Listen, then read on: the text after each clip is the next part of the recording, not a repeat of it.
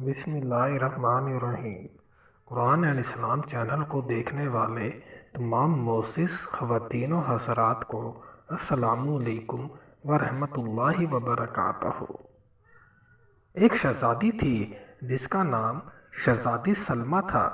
شہزادی سلمیٰ نہایت لالچی اور مغرور تھی اور اسے کوئی کام بھی نہیں آتا تھا۔ ایک دفعہ کسی ملک کے بادشاہ نے اپنے بیٹے کے لیے شہزادی سلمیٰ کا رشتہ مانگا۔ شہزادی سلمیٰ کے والد نے ہاں کر دی اور اگلے روز شہزادہ اکبر اور اس کا باپ شہزادی کو دیکھنے آ گئے۔ شہزادہ اکبر بہت خوبصورت تھا۔ بادشاہ نے شہزادی کو بلایا اور سب کچھ بتایا تو شہزادی نے انکار کر دیا اور کہا کہ میں اس لمبے بالوں والے سے شادی نہیں کروں گی۔ اسی وقت شہزادہ اکبر اور اس کا باپ غصے میں آ گئے اور فوراً وہاں سے چلے گئے۔ تو شہزادی سلمیٰ کے باپ کو غصہ آیا اور اس نے کہا کہ وہ شہزادی سے بات نہیں کرے گا۔ چند روز کے بعد ابھی بادشاہ کا غصہ ٹھنڈا نہیں ہوا تھا کہ اسے بانسری کی آواز سنائی دی اور اس نے کہا کہ بانسری والے کو لے آؤ۔ بانسری والا آ گیا۔ بانسری والے کو دیکھ کر بادشاہ نے شہزادی کو آواز دی۔ شہزادی سلمیٰ آ گئی۔ بادشاہ نے کہا میں نے سوچ لیا ہے کہ تمہاری شادی اس بانسری والے سے کروں گا۔ شہزادی پریشان ہو گئی۔ بادشاہ نے ایک بھی نہ مانی اور شادی بانسری والے سے کر دی۔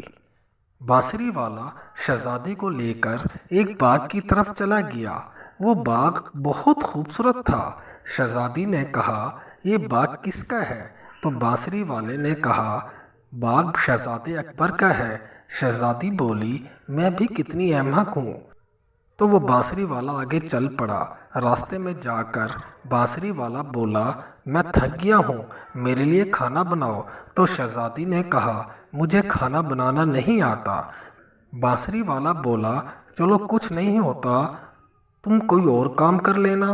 بانسری والا کچھ سامان لے آیا اور شہزادی سے کہا تم اس سے پاپڑ بناؤ اور بیچو۔